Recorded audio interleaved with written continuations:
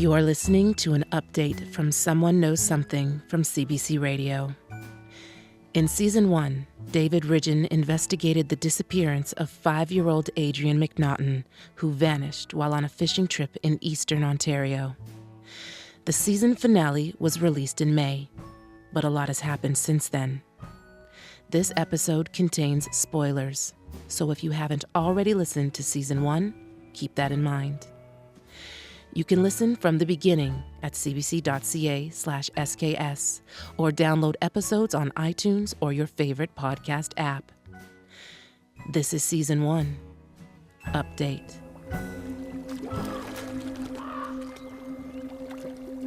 These guys are now looking, and they're looking hard. I'm up at Holmes Lake. It's a really beautiful November day. Got the divers here again for dive number 3. I can't see anything anyway, so you know what? Let's just blow the silt out of the way. SKS Season 1 ended after we finished a dive and tried to talk to police. After SKS Season 1 ended, the police came to the McNaughton's house and talked to them.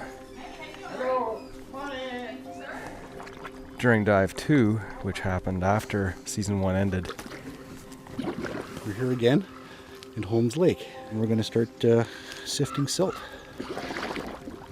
This is detritus from the bottom of Holmes Lake, dredged up by the divers here.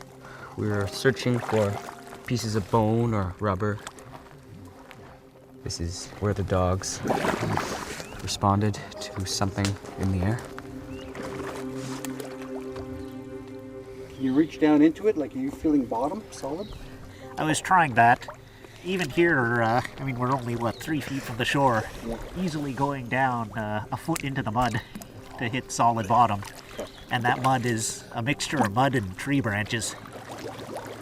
Sifting through the silt to look for remains of any kind, like bone or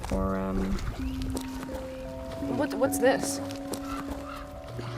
the divers found a piece of shoe rubber. We found some rubber amid the sludge. It looks like there's some... Kind of rubber that goes around the end of a shoe, like one of those old kids back from the 70s, when the kids had them.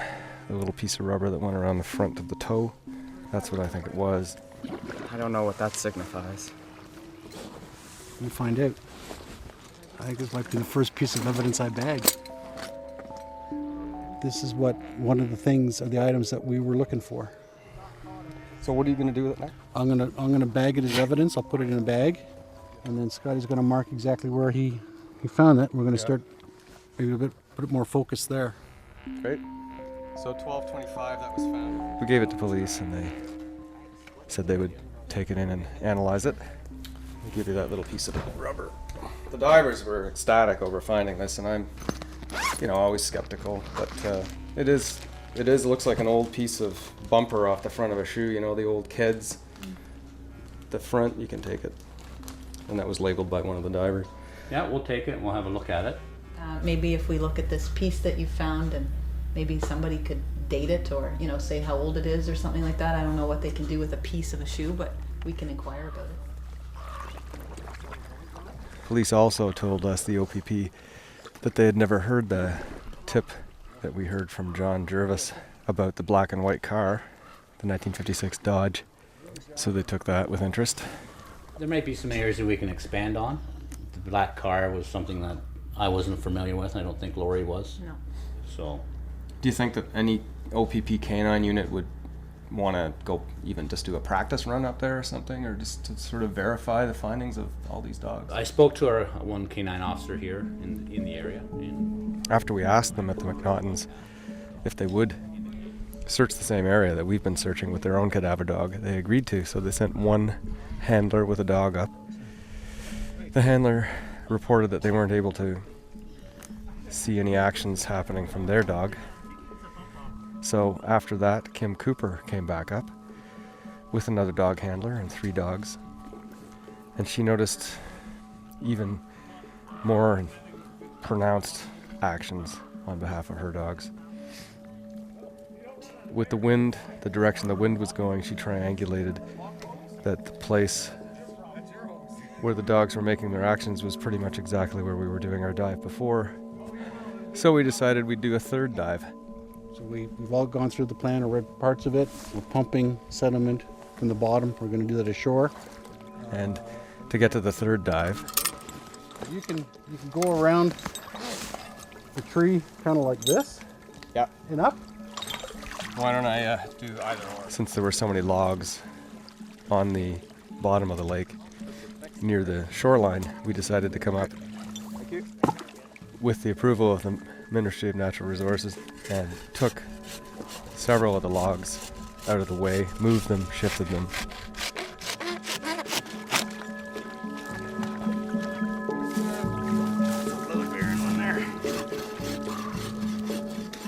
And cleared the way. So, in fact, the log that the dogs crawled out on, we moved out of the way.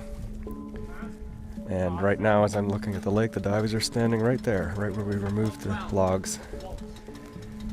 And they've got a pump and a boat, and they've got lots of tubes and basically pumping the bottom of the lake.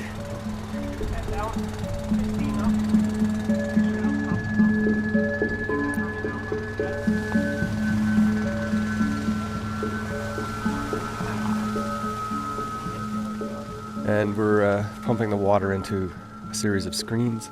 It's muddy water, lots of stuff coming out. And we're sifting it. And the things we can't sift, we're throwing into piles so that the dogs can come and sniff them. And we've had some luck. Oh, yeah. That looks like a It tooth. does. That looks like a tooth. And it's a small size one. It looks like a tooth, but who knows? Jeez. It's got the same kind of light at the bottom, darker at the top root, a small baby tooth type thing that would have been maybe even not erupted yet. We don't know if it is, but it's got the consistency of one. But we've found something that looks like a tooth, and could be a baby tooth, like an unerupted baby tooth that was below the gum line, perhaps. This is a human tooth in 8 feet of water. All right, about 20 feet from shore, in the location where he disappeared.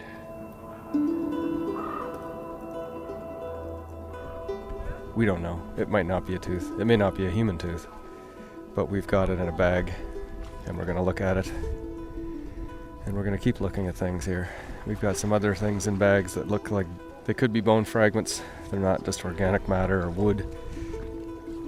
Could be quartz, could be some kind of mineral. But we're going to keep looking for Adrien here.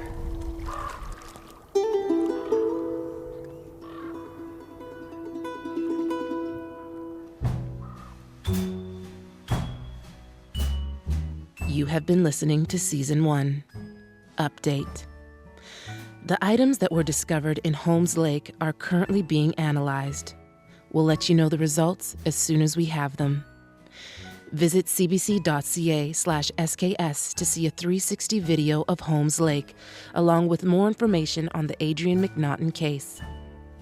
Someone Knows Something is hosted, written, and produced by David Ridgen and mixed by Cecil Fernandez. The series is also produced by Chris Oak, Steph Camp, and executive producer Arif Noorani. Our theme song is by Bob Wiseman, with vocals by Mary Margaret O'Hara and Jess Reimer. I will never stop, my love. I will never sleep. Something here is precious, a memory I keep.